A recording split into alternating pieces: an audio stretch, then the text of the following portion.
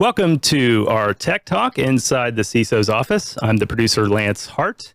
And today I am joined by John Bruggeman, as always, consulting CISO, and Chip Wagner, cybersecurity leader at IBM. Thank you, guys. And John, let's jump right in. Sounds good. Thanks, Lance. I appreciate it.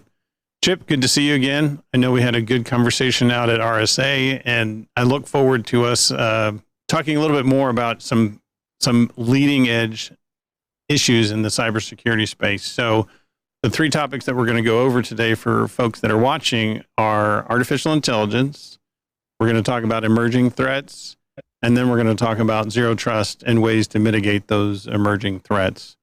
So let's start out with artificial intelligence. And what is IBM looking at? You and I were talking before we went live about different models that can be used to assist the folks in the security operations center to detect and to defend against some of these threats that are out there.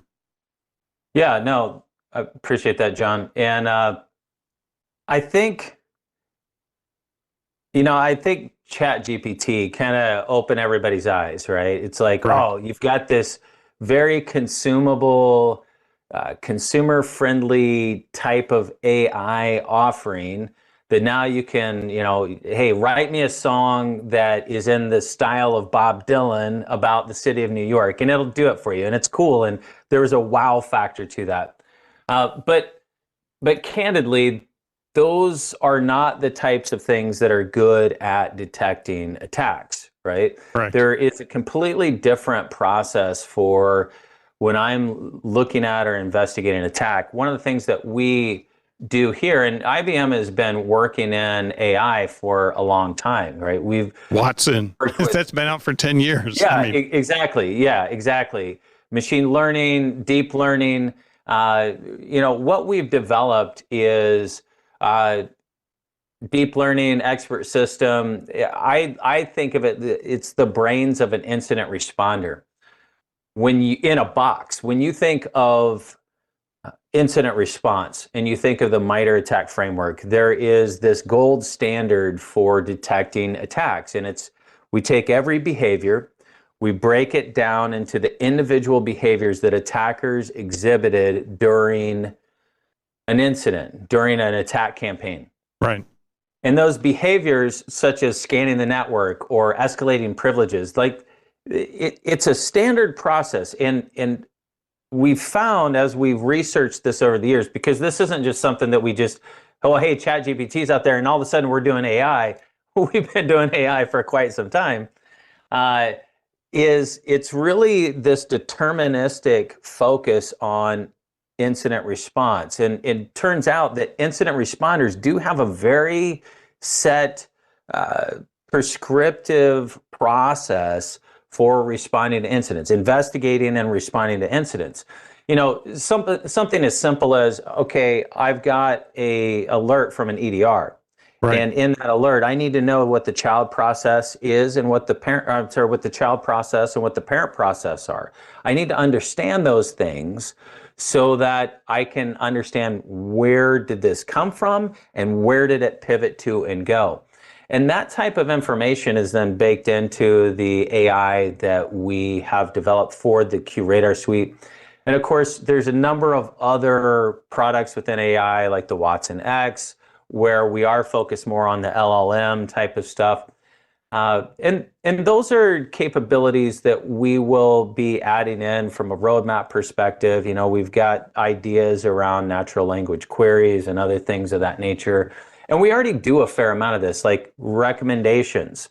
Hey, I saw this file hash in my logs, or in this case, we go out, we do the analysis. Red flag. Exactly. So we're doing a lot of this AI for the security teams that we work with. It's some pretty innovative stuff. It's very exciting because it really helps simplify this process of triage. If you think about it, when I'm investigating an incident, I can spend hours just gathering all the data and trying to synthesize it into a cohesive story. That's before I can even make a determination, is this a false positive or true positive, right? Then I have to deal with all of that. I have to deal with, oh, it's a true positive, I need to go investigate it. So this this process is really designed to expedite that kind of pre-funnel, that data synthesis that happens at the beginning of an incident. Really go out, gather all the right data, analyze the data, and present it in a focused format that I, as an incident responder, as an analyst, can look at this and say, okay, there's nothing here, or this is a true positive and we need to really dive in, or it could be a true positive. We really need to dive in and do a deeper dive analysis on this. Yeah, and that's an important thing for people to remember if you've never had to deal with incidents, and I've dealt with a fair number of them. I actually got interested in cybersecurity in 2001 when the company before it was cool. Yeah, back before it was way before. That's when cool. Everybody thought we were wearing like tinfoil hats and stuff, right? It's like... Yeah, I was doing IT for a college, and suddenly my mail server wasn't responding on a Sunday morning, and I thought that, well, that's odd. No response at all, so I thought it was down. So I went into the office, and the message light on my voicemail was lit, and I was like, well, that's weird. Who's calling me on a Sunday morning? And the first 3 calls were from the Department of Defense and the Department of Energy and the Department of Education saying, why are you scanning 1 million of our devices? And I was like, oh my God, hair on fire and the server's infected. Yeah, sure. Yeah. That is a hair on fire moment. That's true. So I unplugged it from the network. I didn't power it off. I unplugged it from the network, and I was like, okay, I've taken care of the one problem that I have. And then I start looking at the device to see what's infected, what files are modified. So I'm like, still trying to figure out what's going on. The phone rings again, and somebody's like, why are you scanning my network? And I'm like, well, the device is offline, so it's not really my device. And it turned out it was distributed denial of service attack, and somebody was just spoofing the IP. So it made it look like my machine was attacking people or scanning people. And I was getting flooded with a ton of requests. And this was on a massive dual channel ISDN connection. So it didn't take much to flood that thing. Yeah, so, and back in those days, you didn't have things like EDR. I mean, you were literally at the command line trying to figure out what's going on, running sysmon type processes. Yeah, it was tough. Yeah. And it's one of those things where, when I like to say experience is what you get when you don't get what you want. So I've got a lot of experience. And it's valuable in the sense that you can say, wow, like you said, this process, I've seen it before. It's not a good process. Or this process looks suspicious, but it's a Windows process, or it's a driver for my mouse or a driver for a video card or whatever. Yeah, no. And that it's interesting you bring that up, because that is really the key, right? That's really what our AI is designed around. If you think about it, there's a vast amount of experience that you gain as a cybersecurity professional, incident responder over the years. And knowing what to do when something is new. And even for those that are advanced, right? It's just faster to have that information for you right there. But especially if you're someone who is, you're not a level 3 analyst, you're a level 2, level 1 analyst, you're coming up to speed. It's really valuable to have a tool that presents you that information, that does that analysis. Hey, this file hash, we're finding this file hash on these threat feeds. We've done the enrichment for you. And that's supported by AI. And then not only that, but based off of our analysis, we believe you should block this. Right. So that type of AI is enrichment focused, right? It's really designed to give you that data synthesis, data analysis, and enrichment, so that as an incident responder, SOC analyst, I can look at this very quickly, make a determination, and then either begin my full investigation or close the incident and move on to the next one. Yeah, because I mean, the thing with most incident handlers that I talk to and that I work with, you're dealing with hundreds of potential incidents per day, and you have to filter them out, and that's where the tool is going to be super helpful. So, I mean, that's really the challenge that we see today in cybersecurity. Is you think about the number of incidents that you have, and this is a philosophical debate. In the past, people would be like, I want my SIEM tuned so tightly I only see actionable incidents. But then The danger is you don't cast a wide enough net that you miss things. And so it's this balance. And then candidly, a lot of tools out there don't support, or it's not easy to reduce false positives at all. Yeah. So like the more detection you do, the more work you're creating, the more difficult it is. As we looked at this problem, we said, okay, how do we solve this? How do we fix this so that as a security team, I can look at all the information, I can do the investigation, but I can quickly analyze it to determine this is a false positive. I don't need to worry about it. Right. And that's what our AI does, is it goes out, it reaches into third-party solutions, brings back the data. It will search the database, the SIM data that we have. It will absolutely search that, but it will go out into your EDR, pull back parent process, child process. And again, align that all in a cohesive format, a cohesive timeline. And actually, it's interesting. I was thinking about this today. Back when video games were first coming out, like we had these kind of choose your own adventure type games, right? It was like Zorg or the Evil Empire Zorg, right? All this stuff. I was thinking about this last night. I was like, our AI kind of formats it in that choose your own adventure style format. Which I love personally, and I think some of our nerdy developers had that in the back of their mind. How do we provide this heads up display for an analyst, right? Yeah. That you get this triage, and then you can just spend your time doing the important work of analyzing it to make those human determinations. Yeah. And as we move into our next topic now, in terms of emerging threats, and certainly artificial intelligence has added a number of, they've made it easy. Some of the tools like ChatGPT have made it very easy for threat actors who may not have English as their first language. They can easily write much more convincing, ransomware requests or business email compromise, BECs, that make it look much more believable. And the large language models that are out there have a vast repository of urgent sounding emails. And so, oh yeah, they're good. They're pretty good. I mean, I've definitely witnessed this, that the sophistication of the phishing emails that I get today versus a year ago, it's night and day difference, right? The language barrier is removed, right? Yeah. There is no language barrier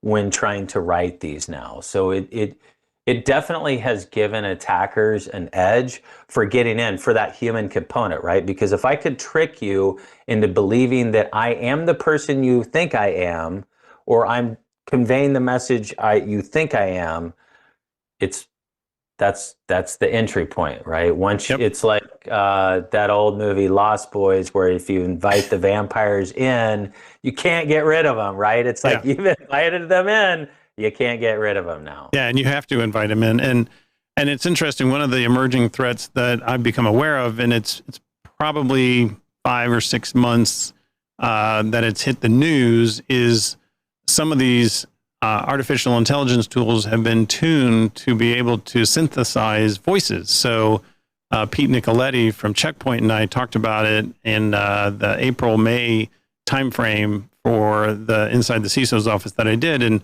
there's a company out there called 11 Labs and I played around with it. I've got an account with them. You can submit your own voice, 2 to 3 minutes, 5 minutes of your own voice, and then it will detect your inflection and your tone and your, the bass quality and all that stuff. And then you can make it write a script. And so the business email compromise has now gotten much more sophisticated. And for folks that are out there that you want to develop some critical keywords to say, hey, I am the CEO and my private, phrase is whatever your private phrase is, go Bengals, go Chiefs, whatever it might be. Have you seen that in your experience with the customers that you've talked to? Have you seen other emerging type threats where AI is being leveraged for evil as opposed to good? Yeah, I mean, look, there's a couple of places. Obviously, you read stuff like Krebs on Security and others, And attackers are certainly leveraging AI, which they have done for a long time. I mean, this is nothing new. Attackers have been leveraging automation for some amount of time, moving command and control structures around, you name it. I think what has changed is just the general availability and the large language learning models. People see this as the number one difficult vector to overcome is the communication, right? Yeah. And that's what solutions like ChatGPT are really good at, is the communication aspect. And that's how attackers are leveraging it. Yeah. And Go I ahead. was going to say, one thing that folks need to be aware of, I mean, frequently here in the United States, we look through the lens of an American view where people are always speaking English, but ChatGPT and these other models out there can translate your English into Spanish or into French or into Italian or into Russian even. And so the threat landscape as a whole has increased. It's certainly, there are threat actors. There's the Lazarus Group out of North Korea, which is very, very aggressive and very good at stealing cryptocurrency. And then you have certainly the threat actors in the Russian area, Russian speaking areas, where they're basically given a bit of a pass by the police in that space and are able to attack. But for folks that are outside of the United States, you need to be aware that they're coming after you as well. And some of the emerging threats that I've seen is just the rise of ransomware. Not so much that they encrypt your data, but they steal your data and then they extort you. I'm assuming you've seen that too. And I think too, as you were talking, I was thinking about this. I can imagine attackers using AI in more advanced ways than what we're seeing at the moment, at least publicly exposed. This would really align to my agent, my dropper, whatever it is I'm using, becomes more intelligent. It becomes more morphing, into different. He's harder to detect. That kind of polymorphic type of attack. Exactly. Yeah. Like when I think about what we're doing with our EDR, we have onboard AI built into the solution where it does one-shot learning. It can do no-shot learning. It's not looking at signatures. It's actually looking at behaviors. It's looking at TTPs. And it was designed by guys who were like nation-state type hackers. I mean, that was their whole job. And so when they designed it, they said, look, we need to build some onboard AI that can detect these types of attacks. So these, again, it's going to be a continual evolution. The cat and mouse game has been going on since, the beginning of time, right? Right. We're just seeing Spy it versus evolve. spy. Right. Mad magazine. Exactly. Yeah, exactly. Spy versus spy. It's exciting. It's dangerous. It's a whole host of things. I think AI in and of itself is exciting technology. It's just important to be very cautious. In fact, preemptively a little bit here, our next topic, IBM has been very thoughtful and mindful about what we're doing with AI. We've got a lot of years of experience with AI of it's nuclear technology, if you think about it. I mean, it can be used because we build it doesn't mean we should build it. Right. Yes. I mean, it's very important to be a custodian of AI. And it's very important that we're leveraging it in the right ways. We're protecting it in the right ways, protecting the data that goes in. I mean, if you think about the exciting thing about AI, especially in cybersecurity, protecting the organization, is it can help make you faster. The danger is that, like, what if I just went to the MITRE ATT&CK tactics, techniques, and procedures and just erased one of them, right? Just got rid of it entirely in your LLM or in your, AI. EDR, yeah. Suddenly this doesn't exist anymore, right? And you're not going to detect it. You're blind to it. So we always talk about, and we want to reduce false positives, but the real danger is having those false negatives, right? Yes. The false negatives where it actually is not a negative, it's actually a true positive, but you don't detect it. That's one of the reasons that IBM is so careful, is so cautious about how we develop our AI, the protective controls that go around it, so that we're ensuring that and also transparency. Like if you look at what we're doing with the QRadar suite and some of the AI we've developed there, we actually show you like these are the queries we used to get to this insight. That transparency is incredibly important because if I'm an incident responder, I'm the tier 3 guy or tier 3 person, I look at this and I say, well, hey, I see that you did all this, but I also want to know about this new tactic that, Right. Is that out there, right? That explainability is incredibly important. Yeah. And as people are listening, hopefully they're not too, filled with fear and uncertainty and doubt, because there are ways that we can mitigate a lot of this risk. And that's the thing that I find most helpful for the senior executives, the C-level, and the boards that I talk to, that, you want to make sure that you have the appropriate controls in place, and you want to have a good security framework, which leads nicely into our last topic, which is zero trust. Mm-hmm. So as we think about zero trust, and I've worked with a couple guys on the team here at CBTS and OnX, that we have a zero trust readiness assessment based on the NIST framework for zero trust to help people put the appropriate controls in place so that the appropriate trust is provided to a user when they're trying to access a resource. So how much has IBM adopted a zero trust or an appropriate trust level of network access and control? I imagine you're pretty far along. Yeah, I mean, as an organization, I don't know what I'm allowed to talk about or not talk about, but I can tell you that IBM is, we'll delay a product launch if it's not secure. I mean, it's like that's how important security is to IBM as an organization. You think about, there's some recent breaches that happen where a large language learning model, like terabytes of data, were leaked out on the internet. One could argue that data should not be used in training any kind of an LLM at this point, because the risk of an attacker taking that same data set, training, a adversarial AI to exploit or take advantage of that model of the data, that's a very real possibility. So we do a tremendous amount of work to secure not just the AI, but all applications that we work with. I mean, we go through third-party testing, validation, internal controls that are very strict. And again, we've been working with AI as an organization. IBM as an entity has been working with AI for some time. Look, it's great to get first to market, but being cavalier with this stuff is not a safe approach. Right. It's just not a good idea. And so IBM, again, we've been focused on AI in cybersecurity specifically for some time.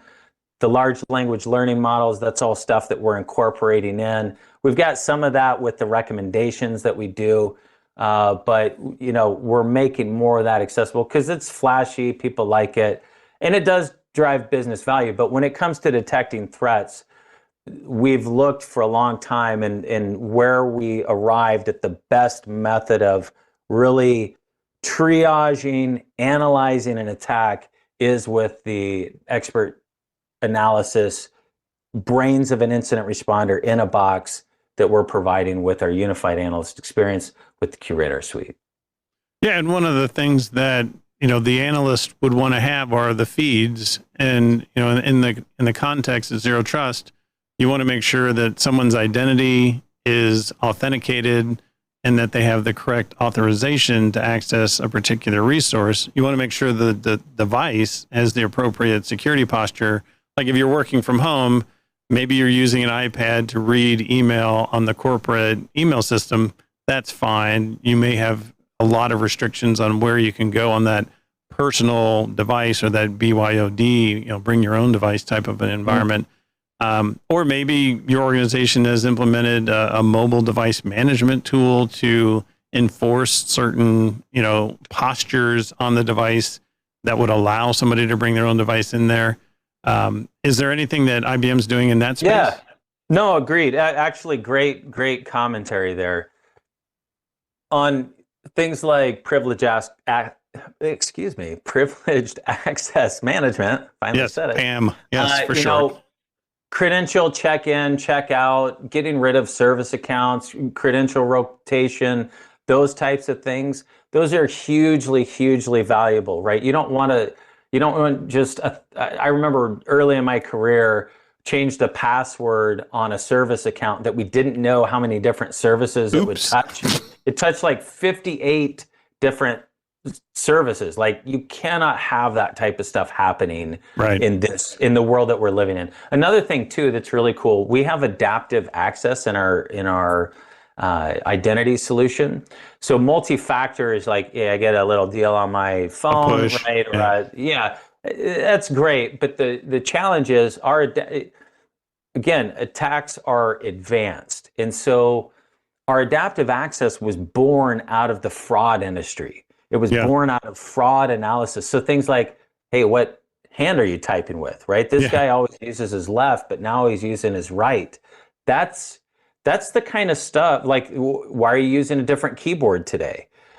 That type of analysis, that type of AI analysis is really very impactful for giving a frictionless experience, but prompting when you need to. So, you look at a lot of identity access type stuff, because that's the key, right? I'm accessing the information, and now my access to that information becomes even more important. So having AI baked into the identity and access capabilities like we have gives you the ability to really determine, is this person who they say are? Because now, again, with the voice stuff, it becomes more and more easy for attackers to overcome. I mean, you could overcome a voice confirmation now, right? Yeah. Please state your name for this, My voice is my password.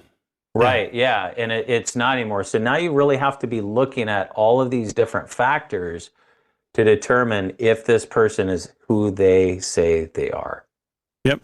Yeah, and I want to leave maybe a couple minutes in case Lance has gotten any questions that might have come in, but we've got about 5 minutes left on the last area in the zero trust space. So we've got identity, we've got device, we've got network questions. Are you inside the network, outside the network? Are you going to apply the same controls?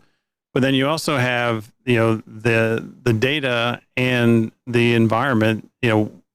When I was talking with folks about when I have been talking with folks about zero trust or appropriate trust, it's a question of what you're really trying to protect is the data. You've got a device, you care about it a little bit, but what you really care about is keeping the data safe and secure. So in that context, you can also apply, the principles of appropriate trust or zero trust to how you're storing your data and who has access to it, when and where.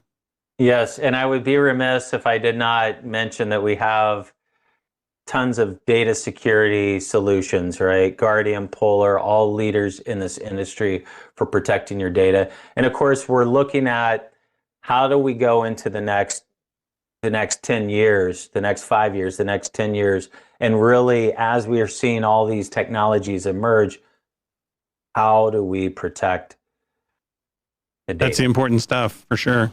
It is, absolutely. Lance, do we have any questions?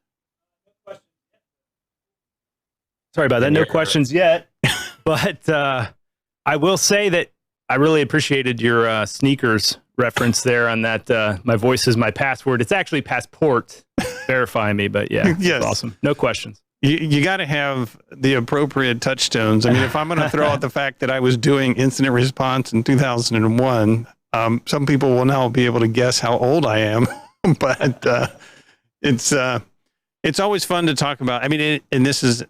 I said that this morning, and some people just kind of shook their head. I was on a call with a customer. And I said, I really like cybersecurity. And they kind of looked at me like, who really likes cybersecurity? And I'm like, no, it's fun. It's interesting.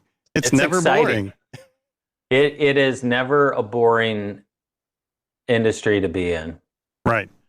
So I think we can we could probably talk about a few other things. I mean, there was the whole issue of I saw a case where there's now an artificial intelligence actor. It's I don't remember the name of the company, but you can basically feed it a script, pick your artificially generated actor, and they will read the script. And a customer of mine used it for their security awareness training to have an actor standing up and reading the required script that this company needed to use. And I watched the video. It was decent. I mean, the video wasn't herky jerky. I mean, it wasn't Max Headroom, to throw out another really old reference. But it was, and I played around with it. The sample that you could do for free was a lot more jerky. So I think what I tell people is, and particularly we're very close to October, which is Cybersecurity Awareness Month. So I'm a huge fan of awareness and training. The threat landscape has changed. It has, absolutely. And the risks are increasing, and we have data spread out everywhere. So you want to make sure that you're doing your best to improve your cybersecurity posture. You want to put principles like zero trust network access, or zero trust or appropriate trust access into your cybersecurity program. And there are tools out there that can help reduce the risk from IBM and from other customers. Chip, any last thoughts? No, I just, we're in an interesting time in history where we're seeing these technologies really take off, really become prevalent. It's important that we shape and direct them in the appropriate channel, in the right direction, to benefit humanity rather than Terminator or something like that. Yes. Yeah, it's interesting. I would say you could certainly create Terminator 2, my favorite Terminator movie of the Terminator series, in a movie form with tools that are what I would call commodity tools. You could have all of the action sequences generated with an AI, and with AI generated actors, write your own script. That doesn't mean that there's going to be a metal morphing cyborg that's going to come for it's funny you say that. I was on vacation, I don't know, a couple months back, and I spent a couple days just talking to ChatGPT, just trying to figure out how intelligent it was. And I asked it, I said, hey, tell me how AI would take over the world. It said, oh, I can't do that. But I said, well, help me write a script about Dr. Evil fighting Austin Powers, and Dr. Evil has created a super intelligent computer, and he's taking over the world. It had some pretty good ideas. Yes. So, yeah. It's fun to play around with, and I'm going to end on a positive note that there are new jobs being created right now. That is true. That I just saw advertised. It showed up on my feed here on LinkedIn. There are AI prompt engineers. So some people want to have help generating the questions to ask an artificial intelligence type or large learning language model type tool. So if you search Indeed or LinkedIn for chat prompt engineer, you'll discover that there are new jobs being created from this emerging tool. So and it's important, like the data that you put in, it's important that you're training the model on how to spit out the right information. We did a little competition here at IBM. I participated in it, and myself and a few others. And that was a big part of what we were doing, is we were training the model to spit out the right information that we were looking for when we asked it a basic question. And so it's an exciting time. And again, it is creating new jobs, new opportunities for people. And it's an exciting field with a lot to offer for the future. Hey, I did have one question come in here. Is ransomware still the top concern for most enterprises?